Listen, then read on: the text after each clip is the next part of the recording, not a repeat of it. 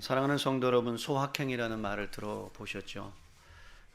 소소하지만 확실한 행복이다 라는 의미로 일상에서 느낄 수 있는 소소한 자그마한 행복을 소확행이라고 말합니다. 왜 이런 말이 나왔을까 곰곰이 생각해 보면 우리가 인생을 살아가면서 느끼고 깨닫는 것이 여러분 무엇일까요?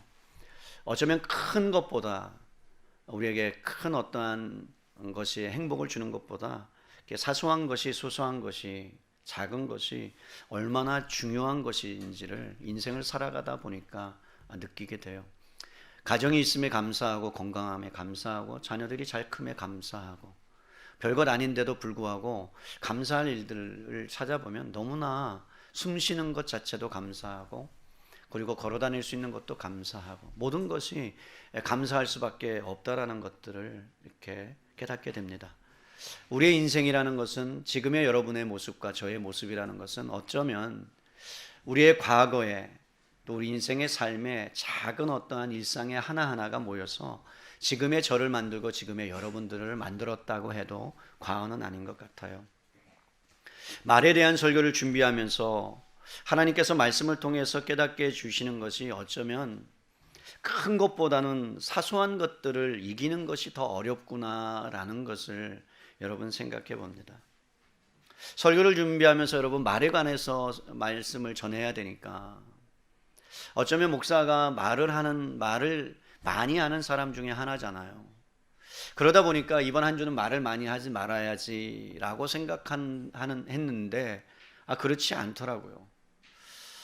또 말을 하게 되고, 또 권면을 하게 되고, 또 계속해서 내 자신이 더 많은 말을 하는 모습들을 이렇게 발견하면서 말을 제어하는 것, 통제하는 것, 안 하는 것이 쉽지 않구나. 사소한 것 하나를 고치는 것이 되게 어렵구나.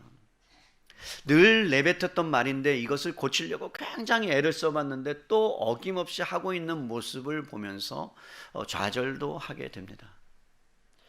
여러분, 바울은 지금 하나님께서 이방인이었던 에베소 교회의 성도들이 된 사람들에게 하나님의 자녀가 되었다면, 하나님의 백성이 되었다면 이제 새로운 공동체 안에 너희가 새로운 백성답게 살아가야 되는 것에 대해서 말씀하면서 제일 먼저 권면한 것이 무엇이었냐면, 여러분 25절을 보시면 그런즉 거짓을 버리고 각각 그 이웃과 더불어 참된 것을 말하라 라는 거였어요.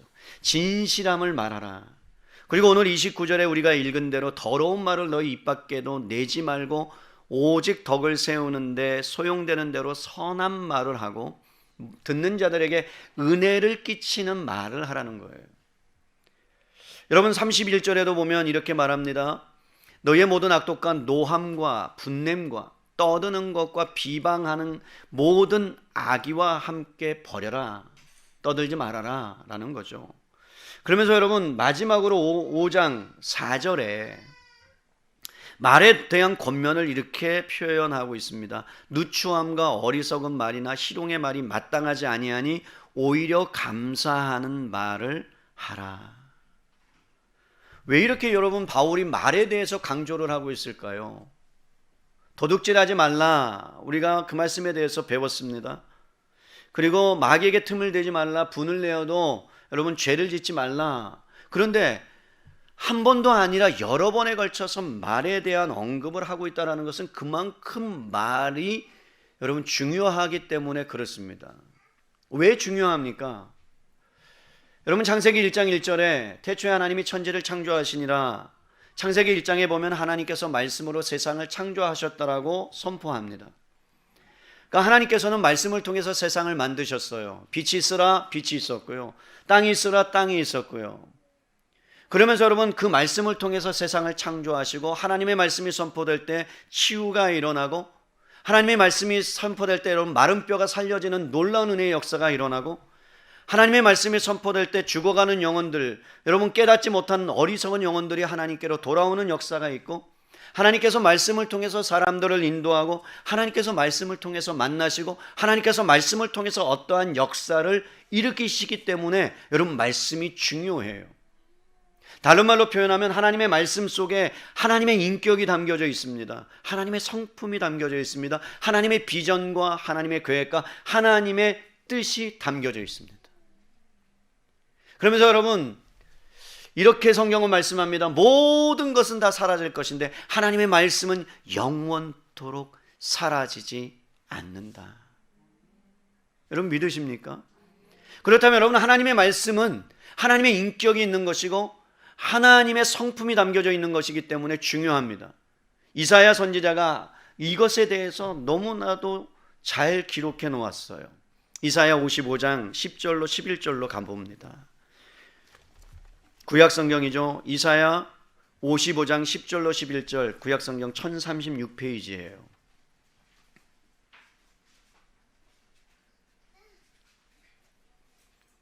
찾으셨으면 이사야 55장 10절로 11절 읽어드려요.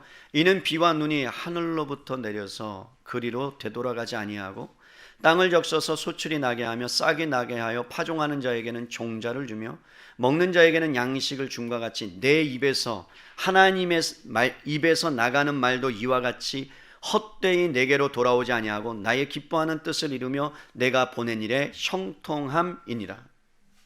여러분, 하나님의 말씀이 선포되는 그 놀라운 곳 가운데 헛된 것이 없을 뿐만 아니라 하나님의 뜻이 이루어지고 하나님의 계획이 이루어지고 그리고 하나님의 형통함이 그 말 속에, 언어 속에 담겨 있다고 합니다. 그러면 왜 이것이 중요하냐면 여러분, 하나님이 사람을 만드시고 하나님의 모양을 따라 하나님의 형상을 따라 사람을 만드시고 하나님의 언어를, 하나님의 말을 여러분 인간에게 선물로 주셨다는 거예요. 그러니까 여러분이 사용하는 언어와 여러분이 사용하는 말은 하나님의 선물이요 하나님의 은사인 줄로 믿습니다. 그래서 사람이 말을 한다는 것은요, 하나님의 형상을 닮았다는 것을 반영하는 거예요. 여러분, 짐승은 말을 하지 않습니다. 소는 그냥 음메하는 소리만 내요. 말은 힝 하는 소리만 내요. 닭은 그냥 닭소리를 내요. 그런데 사람만이 하나님의 형상을 닮았기 때문에 그 말을 통해서 아, 그렇구나, 하나님의 형상을 닮았구나, 하나님의 마음이 그 안에 있구나를 여러분 사람들은 알 수 있다는 것입니다. 그래서 하나님을 닮았다는 인간의 능력 중에 하나가 언어입니다. 짐승과 구별되는 것 중에 하나가 사람이 사람 되게 하는 것이 언어예요. 그래서 여러분, 말 안에는요 그 사람의 성격이 담겨져 있고 존재의 가치가 담겨져 있고 개성이 그 안에 담겨져 있습니다. 그래서 그 사람이 말하는 것을 보면 그 사람의 인생도 알 수 있고요, 그 사람이 살아온 어떤 삶의 궤적들을 어느 정도는 알 수가 있는 거죠. 문제는 뭡니까? 이 아름다운 말을, 이 아름다운 언어를 사람들에게 하나님의 형상을 반영하도록 넣어주셨는데 여러분, 인간이 타락을 합니다. 그리고 인간의 타락으로 말미암아 제일 먼저 타락한 것이 언어입니다. 여러분, 변명하기 시작해요. 책임을 아내에게 전가하기 시작해요. 아담과 하와가 범죄하고 난 다음에 너 왜 그랬니? 아담아 어디 있니? 그랬더니 당신이 주신 그 아내 때문에 내가 이렇게 타락했습니다라고 인간이 타락하자마자 언어를 변질시킵니다. 여러분, 우리가 인간의 언어가 오염되었기 때문에 인간이 말하는 그 언어 가운데는 너무나도 여러분 하나님을 반영하는 것 외에 타락함으로 말미암아 그 안에 독이 있고 그 안에 하나님이 기뻐하지 않는 모습들이 담겨져 있다는 거예요. 말을 잘하는 사람이 이 땅 가운데 너무나 많아요. 그러나 요즘은 진실한 말을 하는 사람을 찾아보기가 어렵습니다. 어떤 사람이 말을 하면 이제는 그 사람의 말이 정말 진실인가 라는 의심부터 갖는 것이 우리가 살아가는 이 시대예요. 어떤 면에서는 말에 대한 신뢰가 너무나도 무너져 있는 시대에 우리는 살아가고 있는 것 같습니다. 한마디의 말로 얼마나 끔찍한 일이 일어나는지 여러분 아시잖아요. 그냥 나는 무심코 던졌다라고 이야기하는데, 그러면서 이렇게 대화하죠. 잘 들어봐, 사실은 내 마음에 있는 마음은 아닌데 그냥 내가 얘기하는 거야. 그런데 여러분 솔직하게 생각해 보세요. 그 마음에 있는 것을 말하는 거예요? 그냥 생각지 않고 말하는 거예요? 솔직하게는 그 마음에 있는 것을 말하는 거예요. 사람들이 말을 하는 것처럼 쉬운 것은 없습니다. 그냥 쉽게 던질 수 있어요. 그런데 그 쉬운 말이 사람을 죽이기도 해요. 여러분, 때로는 그 쉬운 말이 사람을 살리기도 합니다. 여러분들이 사용하는 일주일간의 언어를 한번 돌이켜 보세요. 격려하는 말과 세워주는 말을 하셨는지, 칭찬의 말, 희망을 주는 말, 기회를 주고 믿어주는 말을 하고 사랑의 말을 하고 축복의 말을 하고 감사의 말을 하는 사람들이 있습니다. 그러나 여러분, 반면에 어떤 말을 해도 깎아내리는 말을 해요. 비난의 말을 합니다. 비꼬는 말을 합니다. 사람의 말을 잡아당기는 말을 하고 절망시키는 말을 하고 비관적인 말을 하고 미움의 말을 하고 의심이 가득한 말을 하고 기회를 박탈해버리는 말을 하고요. 심지어는 그 말을 뭉개버리기도 하고 무시하는 말들을 하는 사람들이 있습니다. 한 조사에 의하면 여러분, 부모님의 말을 통해서 아이들이 가장 많이 상처받은 말이 뭔가라는 것을 조사해 봤더니 아이들이 한 40몇 프로가 이런 말 때문에 상처를 받았대요. 뭘 것 같으세요? 한번 생각해 보세요. 이 말이에요. 네가 제대로 하는 게 뭐가 있니? 이것 때문에 아이들이 상처를 받는다는 거예요. 여러분, 바꿔서 부모님들이 아이들에게 상처받는 73%의 말은 이런 거래요. 엄마가 나한테 뭐 해준 게 있어? 여러분, 그 말 때문에 부모님이 상처를 받는다고 합니다. 책 중에 아이들에게 상처를 주는 101가지의 말과 행동이라는 책이 있어요. 여러분, 거기에 101가지 아이들에게 상처 주는 말을 제가 리스트로 뽑았어요. 제가 홈페이지에 올릴 테니까 한번 여러분들 그것을 뽑아서 체크를 해보세요. 몇 개나 해당되는가. 적어도 30개 이상 되면 여러분 반성하고 회개하셔야 돼요. 저는 어떨 것 같으세요? 29개? 여러분, 여기 보니까 이런 말을 하면 상처를 된대. 쓸모없는 녀석 같으니라고. 버릇없이 어른들에게 이야기하는데 끼어들 게 아니잖아. 공부는 못하면서 무슨 오락이니 게임이니. 우리 애는 아직 철이 없어요. 내 누나가 너만 할 때는 너보다 똑똑했어. 비교하는 말이죠. 숙제부터 해. 쓸데없는 것 좀 하지 말고. 더 먹으려니까 너 그렇게 빼짝 말라갖고 되겠어? 이런 말. 한 번 더 반찬 투정하면 너 다시 밥 안 줄 거야? 우리가 그냥 일상적으로 쓰는 말이잖아요. 그죠? 오늘만 특별하게 줄게. 공부 좀 해라, 공부 좀 해. 저는 공부 좀 해라 이런 건 안 했어요. 이건 했어요. 네가 웬일이냐, 공부는 다 하게. 막 이런 거는 제가 막 마음에 확 와닿는 거예요. 그 말은 한 것 같아요. 공부 안 하다가 공부하면 어쩐 일이냐, 네가 공부하게. 이런 말. 꿈을 대지 마. 이런 말. 여러분, 이러한 이야기를, 특별히 이런 말은 제가 한 적이 기억이 안 나는데 모르겠어요. 너 이것도 모르니 이 바보야? 너 정말 구제불능이다. 여러분, 이런 말이 아이를 죽이는 말이고 아이에게 상처를 받는 말이고 별것 아닌 것처럼 내뱉었지만 그 아이의 심장에 박혀서 그것이 아이에게 마지막까지 여러분 그 아이를 성장하게 하지 못하고 부모님과의 관계를 깨트리는 그러한 일들이 일어난다는 거죠. 여러분, 말이라는 것은 단순하게 내뱉는 것이 아닙니다. 말은요, 내 안에 있는 나의 인격과 인생을 담고 있는 것이기 때문에 말로서 인격이 드러나는 것이고요. 말 자체가 여러분 어떠한 영향력이 있기 때문에 말을 내뱉는 순간에 다시 담을 수 없다는 걸 기억하셔야 돼요. 말이 표출되는 순간에 그 말에 대한 책임과 결과를 내 자신이 져야 됩니다. 여러분, 말은요 생명력을 갖고 있어요. 그런데 하나님의 말씀도 생명력이 있대요. 히브리서 4장 13절에 하나님의 말씀은 활력이 있어서, 능력이 있어서, 활동력이 있어서 좌우의 날선 어떤 검보다도 예리하여 혼과 관절과 영과 관절과 혼과 관절과 골수를 찔러 쪼개기까지 하며 라고 우리의 생각과 마음을 감찰하시는 것이 하나님의 말씀이라고 합니다. 그런데 여러분, 하나님의 말씀도 그러할진데 우리에게 선물로 준 그 언어는 생명력을 갖고 있어서 신기하게도요, 우리에게 상처를 주는 말은 오랜 기간 동안 짧은 한 단어임에도 불구하고 그 사람 안에 담겨져 있어요. 담겨져 있을 뿐만 아니라 그것이 영향력을 끼침으로 말미암아 때로는 절망 가운데도 들어가게 하고 어떤 아이에게는 절망이 아니라 소망으로 바뀌어주는 영향력을 끼친다고 합니다. 한 번은 실험을 한 거 여러분이 잘 아시죠? 여러분, 바나나를 가지고 실험을 했어요. 이 쓰레기 같은 놈, 이렇게 계속해서 그 바나나를 향해서 외쳤답니다. 그런데 한 바나나에 대해서는 너는 쓸모있는 놈이야, 넌 좋은 놈이야, 좋은 놈이라고 계속 외쳤대요. 그런데 여러분, 희한하게도 쓸모없는 놈, 쓰레기 같은 놈이라고 한 그 바나나는 한 달 계속해서 이야기했을 때 그 바나나는 시꺼멓게 변했는데, 너는 좋은 놈이야 라고 한 그 바나나는요, 좋은 곰팡이가 피었다라는 그러한 실험을 한 적이 있어요. 얼마만큼 말에 대한 위력이 있느냐. 어떤 한 전도사님이 계속해서 매일마다 전도를 하십니다. 전도를 하면서 외친 말이 뭐였냐면 다른 거 아니에요. 예수님 믿으세요가 아니었고 샬롬 외쳤다는 거예요. 샬롬. 여러분, 샬롬이 뭐예요? 평강하세요. 평강을 하나님이 원하십니다라고 외쳤답니다. 그런데 여러분, 한 50대 조금 넘어선 어떤 중년 이상의 남자가 어깨가 쭉 처진 상태로 뭔가 고심한 생각을 가지고 터벅터벅 걸어가고 있다는 거예요. 그래서 샬롬 하고 외쳤다는 거예요. 그러고 나서 여러분 지나갔을 거예요. 그런데 어느 순간에 그 한 중년의 남자가 이 전도사님을 찾았다는 거예요. 왜 찾았을까요? 그러면서 이야기를 풀어가기 시작합니다.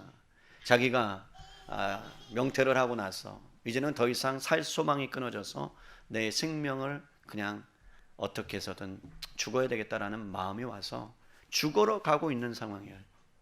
그런데 어떤 한 여자분이 살롬이라고 계속 외쳤다는 거예요. 살롬이라고 외쳤다는 거예요. 그러니까 그 무슨 뜻이에요? 샬롬이 아니고, 이분은 샬롬이라고 외쳤어. 근데 들은 사람은 살롬, 너는 살롬이야, 너는 살롬이야. 근데 그 말이 그 사람의 심장에 파고들고 생각을 파고들어서 그렇지. 그러면서 여러분 그 사람의 마음을 변화시키기 시작했다는 거예요. 그러면서 여러분 수소문을 해서 그 전도사님에게 이야기를 하고 그분을 찾고 결국에는 예수님을 믿고 그 생명을 하나님 앞에서 값지게 여러분 사용하며 살아갔다는 그 실제적인 이야기를 제가 전도사님을 통해서 들은 적이 있어요. 사랑하는 성도 여러분, 말이라는 것은 굉장히 사람을 살리기도 하고 또한 사람을 죽이는 것 같기도 합니다. 그래서 말에 대해서 어떤 면에서는 실수를 많이 했던 분 같아요. 사도 중에 야고보 사도가 이런 말에 대한 위험성을 경고했습니다. 야고보서 3장 1절로 9절을 가볼까요? 여러분 찾아보세요. 야고보서 3장 1절로 9절이에요.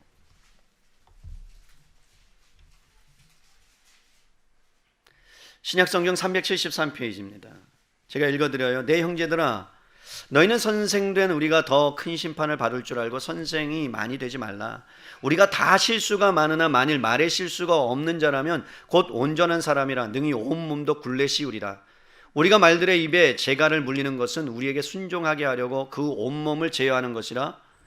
또 배를 보라. 그렇게 크고 광풍에 밀려가는 것들을 지극히 작은 키로서 사공의 뜻대로 운행하나니 이와 같이 혀도 작은 지체로 돼 큰 것을 자랑하는도다. 보라, 얼마나 작은 불이 얼마나 많은 나무를 태우는가. 혀는 곧 불이요 불의의 세계라. 혀는 우리 지체 중에서 온몸을 더럽히고 삶의 수레바퀴를 불살라나니 그 사르는 것이 지옥 불에서 나느니라. 여러 종류의 짐승과 새와 벌레와 바다의 생물은 다 사람이 길들일 수 있고 길들여 왔거니와 혀는 능히 길들일 사람이 없나니 쉬지 아니하는 악이요 죽이는 독이 가득한 것이라. 이것으로 우리가 주 아버지를 찬송하고 또 이것으로 하나님의 형상대로 지음을 받은 사람을 저주하나니 한 입에서 찬송과 저주가 나오는도다. 내 형제들아, 이것이 마땅하지 아니하니라.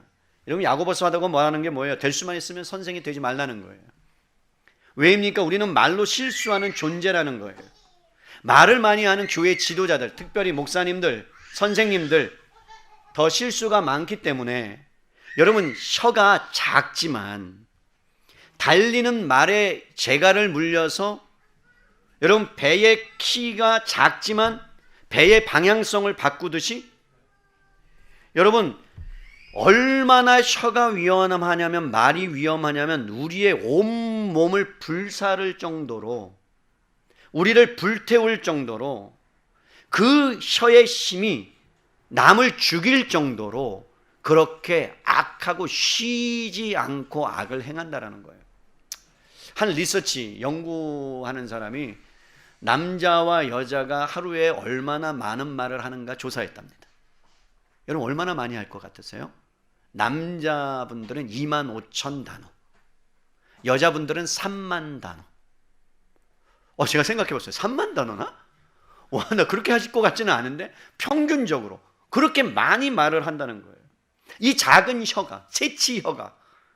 여러분, 그렇기 때문에 우리가 야고보 사도가 말의 실수를 하지 말아라, 그것이 얼마나 위험한지를 경고하면서 잠언 10장 19절에는 이렇게 말합니다. 말이 많으면 허물을 면하기 어려우나 그 입술을 제어하는 자는 지혜가 있다. 말 많이 하지 말아라. 17장 19절에는 이렇게 말씀합니다. 미련한 자라도 잠잠하면 지혜로운 자로 여겨지고 그 입술을 닫으면 슬기로운 자로 여겨지니라. 여러분, 이런 거 있잖아. 이 말을 해야 될까 말아야 될까 하지 마세요. 아시겠어요? 이 말을 저 사람한테 해야 될까 말아야 할까 할 때 안 하는 게 일단 좋아요. 안 하고 생각을 하시는 게 좋아요. 내뱉으면 주워 담을 수가 일단 없어요. 그렇기 때문에 여러분, 잠언 기자도 지혜에서도 말을 그냥 안 하는 자가 훨씬 더 좋다라고 이야기합니다. 오늘 29절 본문으로 다시 돌아가서 한 번 더 봅니다. 여러분, 사도 바울은 무릇 더러운 말을 너희 입 밖에도 내지 말래요. 여러분, 입 밖에도 내지 말라는 건 뭐예요? 말하고 살지 말라는 거예요. 말을 안 하는 게 좋다는 거예요. 여기서 더럽다라는 것은 사프로스라는 헬라어로요, 썩은 나무와 썩은 열매에 사용되는 단어입니다. 그러니까 뭐라는 거예요? 우리는 존재 자체가 부패했기 때문에 언제나 더러운 말이 입에서 튀어나올 가능성이 너무나도 농후한 사람들이다. 이것을 우리가 알아야 된다. 그래서 우리의 입술에서 나오는 것은 부정적일 수밖에 없고 비관적일 수밖에 없다. 해도 되겠어? 안 되지. 기도해봐 되겠어? 내가 해봤는데 안 돼. 이런 부정적인 언어가 나오는 것은 우리가 인간이 부패했기 때문이라는 거예요. 여러분, 사람들은 어떤 면에서는 젠틀해 보여요. 직장 생활에서도 젠틀해 보여요. 상식적인 것처럼 보입니다. 단어를 쓰는 것을 봐도 그래요. 그런데 어떤 때에 그 사람의 진수가 나타나느냐, 진가가 나타나느냐, 어떤 어려운 상황을 맞닥뜨릴 때 그 사람이 나타나는 그 언어에서 그 사람의 인격을 알 수 있습니다. 그냥 평상시에는 괜찮았어요. 그런데 여러분, 뭐 자동차를 운전하다가 갑자기 끼어들 때 무심코 던진 도구, 그저 도구 뭐 이런 거, 그럼 그 사람의 인격이 그 안에 있기 때문에 드러난다는 거예요. 예수님께서도 여러분 말에 대해서 엄청나게 중요한 것들을 가르쳐 주셨습니다. 말 안에 그 사람의 인격이 있고 말이 나올 때에 단순히 말이 아니라 무엇으로부터 나오는지 아느냐? 그것이 마태복음 12장에 여러분 쓰여져 있어요. 우리 마태복음 12장으로 가볼까요? 마태복음 12장 34절로 37절이에요. 신약 성경이에요. 마태복음 12장 34절부터 제가 읽어드립니다. 독사의 자식들아, 너희는 악하니 어떻게 선한 말을 할 수 있느냐? 이는 마음에 가득한 것을 입으로 말하매라. 여러분 기억하세요? 여러분, 바리새인들을 향하여 말씀하는 것이 뭐냐면 독사의 자식들아라고 외치면서 어떻게 너희가 선한 말을 할 수 있겠느냐? 너희의 입에서 나온 것은 그 마음에 가득한 것이 나오는 거다. 안 돼, 할 수 없어, 비참해, 이런 모든 것은요, 여러분 마음에 가득한 것이라는 거예요. 그러면서 이렇게 말씀합니다. 35절에 선한 사람은 그 쌓은 선에서 선한 것을 내고 악한 사람은 그 쌓은 악에서 악한 것을 내느니라. 내가 너희에게 이르노니 사람이 무슨 무익한 말을 하든지 심판날에 이에 대하여 신문을 받으리니 내 말로 의롭다함을 받고 내 말로 정죄함을 받으리라. 여러분이 입술로 선포한 대로, 여러분이 말한 대로 여러분이 정죄를 받든지 의롭게 된다라고 여러분 말씀하고. 왜요? 하나님의 형상을 닮았기 때문에 하나님이 주신 선물을 여러분 부정적으로 비관적으로 사용하고 그렇게 한다 그러면 여러분 그 열매를 누가 먹는다고요? 여러분들이 먹는다고요. 여러분들 향해서 계속해서 그렇게 외쳐보세요. 난 멍청한 사람이야. 나는 안 되는 사람이야. 계속해서 여러분들이 그 마음을 가지면요, 그 마음 속에 있는 것이 입 밖으로 나오기 때문에 여러분 그렇게 된다는 거예요. 실제로 말에 권세가 있기 때문에 그런다는 거예요. 예수님은 말이 마음으로부터 가득한 것이 나오기 때문에 입술로 나오는 것이 아니라 여러분 마음의 표현이라고 말합니다. 여러분 마태복음 7장으로 펼쳤으니까요. 그거에 대해서 더 명확하게 말씀하고 있어요. 마태복음 7장 17절로 20절입니다. 제가 읽어드립니다. 이와 같이 좋은 나무마다 아름다운 열매를 맺고 못된 나무가 나쁜 열매를 맺나니 좋은 나무가 나쁜 열매를 맺을 수 없고 못된 나무가 아름다운 열매를 맺을 수 없느니라. 아름다운 열매를 맺지 아니하는 나무마다 다 찍혀 불에 던져지느니라. 이러므로 그들의 열매로 그들을 알지라. 여러분, 지금 더러운 말을 입 밖에도 내지 말라는 것은 뭐냐면 너희가 이방인이었기 때문에 예전의 습관들이 너희 안에 본성에 있다. 그것이 가득 차고 넘쳐서 너희들은 입 밖으로 비관적이고 부정적이고 남을 여러분 속이는 그런 말들이 나타날 텐데, 이제 새로운 사람이 되었다면, 너희가 새로운 근본적인 변화가 일어났다면, 이제는 너희가 나쁜 나무에서 선한 열매로 나무로 바뀌었다면 선한 열매가 나오는 것이 당연하다. 그렇기 때문에 여러분, 주님이 뭐라고 말하는 거예요? 사과나무에서는 사과가 열리고 배나무에서는 배가 열리듯이 선한 나무에서는 선한 열매가 나와야 된다. 그렇다면 너희는 이제부터 하나님의 백성다운 말을 할 수밖에 없는 존재다라는 것을 여러분 기억하셔야 돼요. 그래서 여러분 안에 더러운 말이 입 밖으로 나올 때는 여러분 아직 내 안에 뭐라고요? 선한 나무로 바뀌었음에도 불구하고 그것이 바뀌어지지 않은 잔재, 죄의 여러분 어떠한 그 본성 약함이 우리 안에 남아있다는 것을 기억하셔야 돼요. 잠언 18장 21절에 이렇게 말씀합니다. 죽고 사는 것이 혀의 힘에 달렸나니 혀를 쓰기 좋아하는 자는 혀의 열매를 먹으면서 산다. 그래서 여러분, 사람이 하는 말 안에는요, 내 안에 쌓아두었던 것을 말하는 겁니다. 기존에 있었던 것이 내 의지와 상관없이 여러분 나타나는 거예요. 드러나는 거예요. 여러분이 예전의 경험과 생각들이 여러분 안에 차곡차곡 하나하나 여러분도 모르는 사이에 쌓여진 거예요. 부모님이 내뱉었던 말이 여러분 안에 쌓여진 거예요. 넌 안 될 녀석이야. 근데 우리 어르신들이 여러분 할머니들이 했던 좋은 말 있잖아요. 너는 흥해야 돼. 이런 말은 많이 사용해도 좋은 거죠. 너는 흥해야 되는 건 되게 좋은 말이에요. 근데 그러한 언어들은 우리가 계속해서 잘못된 언어들을 받고 살았던 것이 우리 안에 차곡차곡 쌓여지는 거예요. 넌 해도 안 돼. 이런 말들. 그래서 여러분, 말이라는 것은 단순한 말 자체가 아니라 그 사람의 인격인 거고 과거에 경험했던 것이고 어떤 면에서는 여러분의 미래의 모습이 될 수 있다는 겁니다. 그래서 바울이 이러한 부패한 본성은 마음속 깊은 곳에서 나오는 이방인의 잘못된 말에 대해서 너가 새 사람이 되었다는 것을 상기시켜 주는 거예요. 너는 이제 새 사람이야. 하나님의 형상을 닮은 자들이야. 그러니까 너의 입에서 거룩한 언어와 말을 사용해야 될 존재야 라고 우리에게 다시 한번 상기시켜주고 가르쳐주고 있는 겁니다. 하나님의 백성이기 때문에, 하나님의 자녀이기 때문에.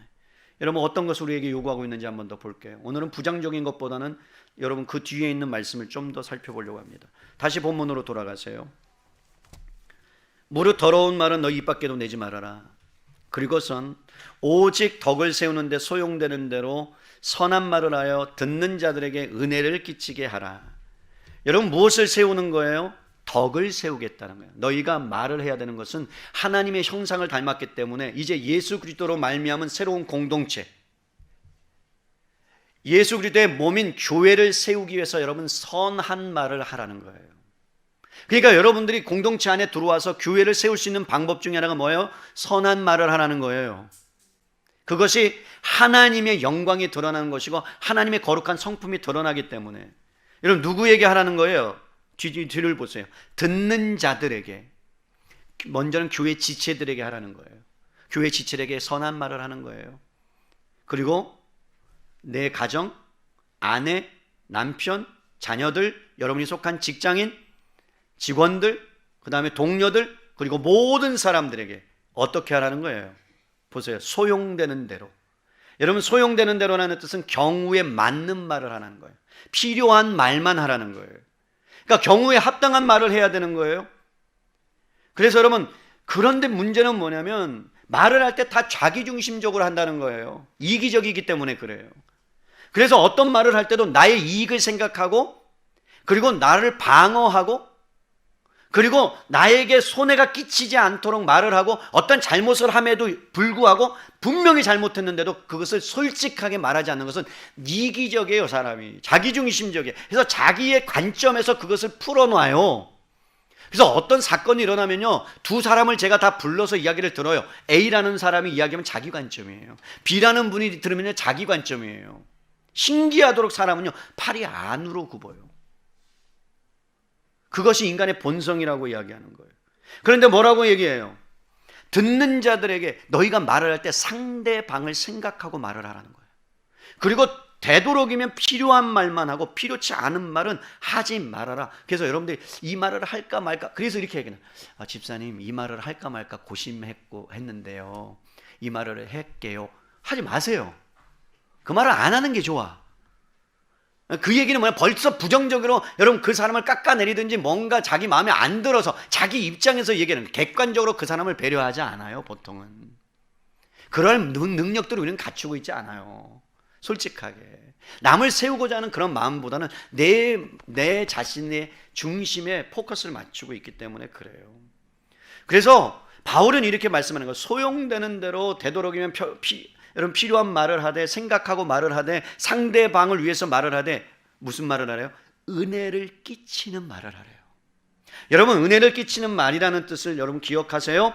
은혜를 끼친다는 것은 여러분이 말이 하나님의 형상을 반영하는 말이 되어야 된다는 거예요. 이런 거예요. 하나님의 살아계심과 하나님의 그 크신 사랑과 나를 인도하시고 간섭하신 풍성한 은혜가 여러분의 언어 속에 담겨져서 다른 사람들에게 전달되어지고 흘러갈 때 그 사람이 하나님이 말씀하시는 거구나 처럼 느껴지는 거. 이해가 됩니까? 그러면 남편에게, 아내에게 말을 할 때 어떻게 해야 되겠어요? 물 떠와? 밥 차려? 이게 주님이 말하는 건가요? 아니죠. 물 좀 떠다 주실 수 있으시겠나이까? 뭐 이렇게라든가, 뭐 그죠? 여러분, 이 언어가 하나님의 마음을 담아서 하나님의 아름다움과 거룩하심이 드러나야 된다면, 다른 사람이 그것을 느낄 정도가 되는 것이 은혜를 끼치는 것이라면 우리는 그렇게 언어를 바꾸어 가야 된다는 거예요. 그래서 여러분, 어떤 면에서는 더러운 말을 입 밖으로 내지 말라는 것은 뭐에 반대되느냐? 하나님의 거룩하심과 아름다움을 반영하지 못한 말은 다 더러운 말에 해당합니다. 오늘부터 큰일 났어요. 그죠? 이제 집에 가서 언어를 이제 다음 주에 저한테 읽으세요. 아직 반영을 안 했다고. 그러면 제가 잘 조치해 드릴 테니까. 그럼 정리해요. 그렇기 때문에 여러분, 하나님의 아름다우신가 그러면 거룩한 말을 가장 잘 드러내고 사용하신 분이 누굴까요? 성경은 말씀합니다. 예수님이시라는 거예요. 여러분, 우리는 우리가 말하고 싶은 것을 말하고요, 말하고 싶을 때 말하고요, 말하는 방법도 내가 정해서 말을 합니다. 마치 그것을 당연한 것처럼 생각하고 그것을 말할 권리가 있다고 생각하는데, 잘 보세요. 하나님이 언어를 말씀하셨고 세상을 창조하셨고 우리에게 언어를 선물로 주셨다면 그 언어의 주인은 누구예요? 하나님이세요. 그러면 우리는 하나님이 주신 선물을, 하나님의 선물을 잘 받아서 하나님께서 원하시는 대로 사용해야 됩니다. 그렇다면 사소한 말을 하나 해도요, 부르심을 받은 피조물로서 그 말을 하나님께서 원하시는 대로 사용해야 되는데, 마치 내가 내 권리인 양 말을 내 마음대로 함부로 사용해서 사람들에게 상처를 주고 사람들에게 독이 되게 하고 여러분 비수를 꽂는 것이 한두 번은 아니란 말입니다. 그러나 예수님은 그렇게 하시지 않으셨다는 거예요. 예수님이 이렇게 말씀하셨어요. 나는 자의로 말하지 않는다. 내가 스스로 말하지 않는다. 하나님으로부터 받아서 말한다. 하나님이 원하신 것을 내가 말한다. 아버지께 들은 것만 내가 말한다. 한 번은 여러분, 사람들에게 왕따를 받는 한 세리장이 있었습니다. 그의 이름이 삭개오입니다. 아무도 그의 이름을 부르지 않습니다. 그런데 예수님이 찾아가십니다. 나무 위에 올라간 그 처절한 인생을 살았던 열등감에 여러분 쪄들어 있었던 그 영혼을 향해서 예수님이 이렇게 말씀하십니다. 삭개오야, 이름을 불러주십니다. 내려와라. 그러면서 이렇게 말씀하세요. 한 번도 사람들이 그 집에 방문한 적이 없는데 내 집에 유하여야겠다. 그랬더니 어떻습니까? 삭개오의 마음이 녹아졌어요. 이분은 다른 분이구나. 그러면서 뭘 봐요? 하나님을 봅니다. 그 안에서. 그러면서 예수님을 만나요. 그러니까 예수님이 이렇게 또 말씀하세요. 뭐라고 말씀하세요? 여러분, 이 사람이 아브라함의 자손이다. 얼마나 놀라운 말씀을 선포하십니까? 여러분, 아무도 상종하지 않았던 그 삭개오가 예수님의 그 언어를 통해서, 말을 통해서 누구를 만난 거예요? 하나님의 아름다움과 존귀하심을 발견한 거예요. 말 자체가 예수님의 행동이요 존재 자체였던 것이기 때문에 그의 인격이 그 안에 담겨져 있음을 그는 경험한 거예요. 또 한 사람이 있습니다. 여러분, 배반의 명수, 도망자의 달인 베드로. 난 하늘나라 가서 베드로 만나면 뭐라고 해요? 저 책망을 받을지 모르겠지만, 여러분, 예수님을 배반하고 도망간 이 베드로에게 예수님이 찾아오셔서 뭐라 그랬어요? 거봐, 너 내가 뭐라 그랬어? 내 3번씩이나 얘기했지. 이러지 않았어요. 내가 분명히 얘기했잖아. 너 나 배반하고 도망간다고. 내가 기록을 펼쳐요. 몇 월 며칠 날 너 오후 3시 반에 너 그랬지? 이러지 않았어요. 예수님이 어떻게 하셨어요? 그냥 가셨어요. 고기 구워주세요. 생선 잡아서 불째게 하세요. 그러면서 이렇게 말씀하세요. 요한의 아들 시몬아, 너 나 사랑하니? 난 아직도 너 사랑하고 있다. 난 아직도 너에게 관심 있다. 난 아직도 네 편이다. 그 마음이에요. 그래서 또 여러분, 베드로가 뭐라고 대답을 하죠? 그때 예수님이 이렇게 말씀하세요. 그 전에 과거 예수님이 다 알매도 불구하고 그거 딱 책 잡지 않으세요. 내 양을 먹여라. 내 양을 치라. 내 양을 먹이라. 여러분, 다시 일으켜주세요. 다시 회복시켜주세요. 절망 가운데 있는 그 자에게 소망을 불어넣어주세요. 이것이 하나님의 아름다움의 언어가 예수님 안에 그대로 드러나 있는 거예요. 여러분, 하루아침에 우리가 변할 거라고 저는 생각하지 않습니다. 언어가 하루아침에 바뀌어질 거라고 생각하지 않습니다. 지금까지 습관되었던 것이 하루아침에 바뀌는 건 이상할 겁니다. 그러나 여러분, 한 번 시도하고 2번 시도하고 계속해서 시도하고 바뀌어지기 시작하면 어느 순간에 그것이 여러분들의 인격이 되고 삶의 여러분 놀라운 변화를 저는 일으킬 줄로 믿습니다. 그러기 위해서 제가 오늘 3가지를 말씀드릴 거예요. 이 3가지를 실천하세요. 첫째는 더러운 말을 멈추세요. 여러분, 더러운 말을 멈춘다는 것은 어떤 면에서 침묵하는 게 더 유익하다는 거예요. 말을 하고 싶을 때 하지 마세요. 주워 담을 수 없어요. 하나님의 형상을 닮기 때문에 대화나 말을 할 때 생각을 하면서 말씀하세요. 그래서 이웃을 생각하면서 여러분, 내가 어떤 존재인가를 생각하고 침묵하세요. 아이에게 뭐라고 말을 하고 싶어도 참으세요. 그것이 도리어 그에게는 굉장한 여러분 위로가 되고 격려가 될 거예요. 데이 셰퍼드라는 분이 이런 글을 썼어요. 말하기 전에 언제나 황금문 3가지를 지나게 하라. 오늘도 또 3가지네요. 여러분, 3가지를 지나게 하라. 첫째, 기억하세요. 말하기 전에 이 말이 진실한 말인가? 진실한 말인가? 말하기 전에. 2번째로는 그에게 정말로 필요한 말인가? 그것이 아니라면 하지 말라는 거예요. 3번째가 중요해요. 필요한 말이고 진실한 말이라면 여러분 거기에 친절하게 말하라는 거예요. 친절하게. 아주 사랑을 담아서 온유하게. 만약에 그 문을 다 통과했다면 그에게 말을 해도 좋다라는 거예요. 기억하세요? 여러분, 뭐라고요? 진실한 말인가? 2번째는요? 그에게 필요한 말인가? 마지막이 중요해요. 이것이 친절하고 온화하고 세우는 말인가? 여러분, 침묵하는 것이 더 유익하고, 2번째는 우리 말은요 우리가 제어할 수 없다 그랬어요. 그렇다면 어떻게 해야 되느냐? 제어할 수 있는 분에게 우리가 의뢰해야 돼요. 그것이 뭐냐? 기도입니다. 기도. 그래서 기도를 어떻게 해야 되느냐? 시편 141편 3절을 찾으십니다. 시편 141편 3절. 이렇게 기도하세요.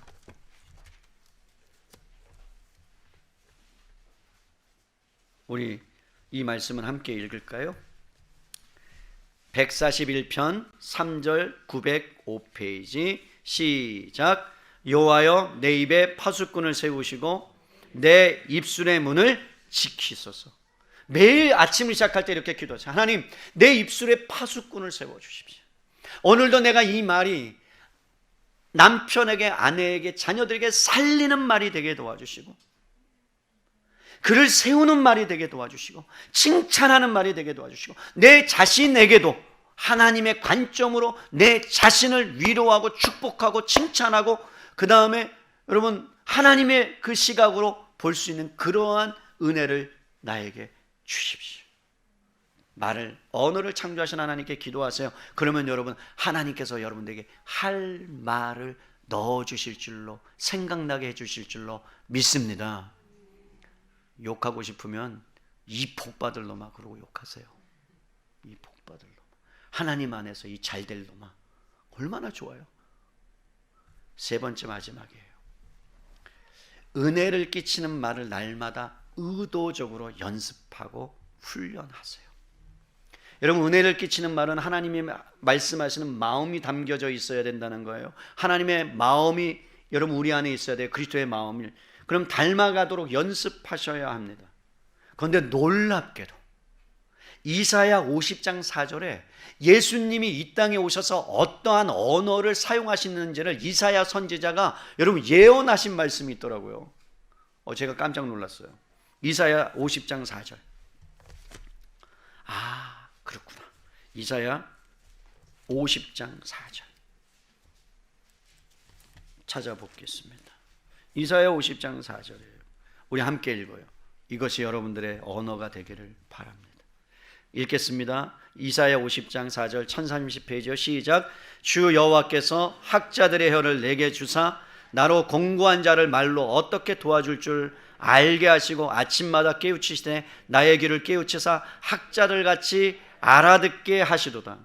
여러분, 이사야 선지자가 먼 앞으로 오실 예수 그리스도가 어떤 분이냐, 그냥 여러분 학자라 그러니까 뭐 유식하고 이런 거 아니라 공고한 사람들을 향하여 찾아가셔서 그들을 위로하시는 그 예수님을 이사야 선지자가 보고 예언한 말씀이에요. 그렇다면 여러분, 이 땅에 예수님이 오셔서 공고한 사람들, 핏절한 사람들, 그 다음에 죽어가는 영혼들, 질병 가운데 있는 사람들에게 하신 말씀을 여러분 잘 보세요. 안심하라, 평안을 내게 주노라, 수고하고 무거운 짐진 자들아 다 내게로 오라, 내가 너를 쉬게 하리라, 진리가 너희를 자유케 할 것이다. 얼마나 여러분 사람들에게 위로와 평강과 은혜와 사람을 살리는 그런 말씀을 하셨습니까? 사랑하는 성도 여러분, 주위를 살펴보세요. 공고하고 핍전한 사람들이 얼마나 많이 있어요. 죄의 비참한 가운데 빠져서 허무하고 공고하고 코로나19로 인해서 여러분 어떻게 할 줄을 모르는 영혼들이 있습니다. 무기력한 사람들이 있습니다. 질병 가운데, 절망 가운데 있는 사람들이 있습니다. 가족을 잃은 사람이 있고요, 동료를 잃은 사람이 있고요, 시험에 떨어져 낭망하고 여러분 낙심하고 절망한 사람들이 있습니다. 내 가까운 가족 안에도 그런 사람들이 있습니다. 그럴 때 어떻게 하라고요? 은혜를 끼치는 말을 하라는 거예요. 괜찮아, 괜찮아, 하나님은 너의 편이야, 하나님이 너를 붙들고 있어, 하나님이 인도해 주실 거예요. 여러분, 이 말의 언어, 은혜를 끼치는, 위로하고 살리고 사랑하고 감사하고 용기를 북돋아주고, 그래서 우리의 언어를 통해서 하나님의 아름다움을 주변의 사람들이 느낄 수 있도록. 야, 어떻게 저렇게 언어가, 말이 어쩌면 그렇게 나에게 위로가 돼. 집사님의 그 말 한마디가 얼마나 내가 절망 가운데 있었는데 힘이 되는지 몰라요. 감사해요. 뭐 이런 고백을 해야 되는데, 그분만 보면 빨리 끊으면 안 돼요? 전화 받았는데. 그러면 안 되잖아요. 하면 할수록, 대화하면 할수록 정말 마음이 포근해지고 아름다워지고 따뜻해지고 감사한 그러한 은혜가 저는 여러분 안에 있기를 바랍니다. 여러분, 그것이 예수님을 닮은 사람들이라면 가능하다는 거예요. 이제 말씀을 마쳐요. 말의 실수를 가장 많이 했던 사람 중에 하나가 저는 베드로라고 생각해요. 예수님의 앞길을 막기도 하고 성격이 급해서 여러 가지 것들을 장담했던 사람이 쓴 서신서가 베드로 전후서인데 거기에 말에 대해서 아주 중요한 것을 하나 기록해 놓았어요. 이것만 보고 마칩니다. 베드로 전서 3장 15절. 베드로 전서 3장 15절. 우리 함께 읽을까요? 3장 15절이에요. 380페이지예요. 오늘 다 잊어버려도 좋아요. 침묵하고 너무 하나님 앞에 기도하고 은혜 끼치는 말 다 잊어버려도 좋은데 요거 하나만 기억하셔도 돼요. 함께 읽겠습니다. 시작. 너희 마음에 그리스도를 주로 삼아 거룩하게 하고 너희 속에 있는 소망에 관한 이유를 묻는 자들에게는 대답할 것을 항상 준비하되 온유와 두려움으로 하고. 여러분, 이게 오늘 메시지의 핵심이에요. 잘 보세요. 그리스도를 마음속에 우리가 주로 삼았다면 우리는 거룩한 자들이다. 그렇다면 거룩한 자답게 소망에 관한 이유를 묻는 사람들이 있다. 절망 가운데 있는 사람들이 있다. 그러면 너희가 대답할 것을 잘 준비하되, 항상 준비하되 뭐라고요? 온유한 마음으로 그들을 세워라. 그리고 또 하나는요, 마지막 날에 내가 말한 모든 것을 하나님 앞에서 심판받을 날이 있다는 것을 두려운 마음으로 알고 그렇게 살아가라는 거예요. 이게 오늘의 메시지의 마지막입니다. 사랑하는 성도 여러분, 우리는 거룩한 사람들이고 하나님의 형상을 닮은 사람들이고 언어라는 하나님의 특별한 선물을 받은 사람들입니다. 우리는 이제 비관적인 사람들이 아니에요. 절망적인 사람들이 아니에요. 부정적인 사람들이 아니에요. 여러분, 소망을 주는 자들로 바뀌어진 줄로 믿어요. 아멘입니까? 그렇다면 여러분, 여러분들 안에 소망, 빛이 있다면, 생명의 빛이 우리 안에 들어와 있다면 여러분들은 거룩한 언어, 은혜를 끼치는 언어를 사용할 수 있어요. 그것을 날마다 주변 사람들에게, 오늘부터 아내에게, 남편에게, 여러분 자녀들에게 사용하셔서 그들이 여러분 안에서 거룩한 하나님의 아름다우심과 존귀하심과 그 다음에 은혜로우신 분임을 발견해 가기를 주님의 이름으로 축원합니다. 아멘.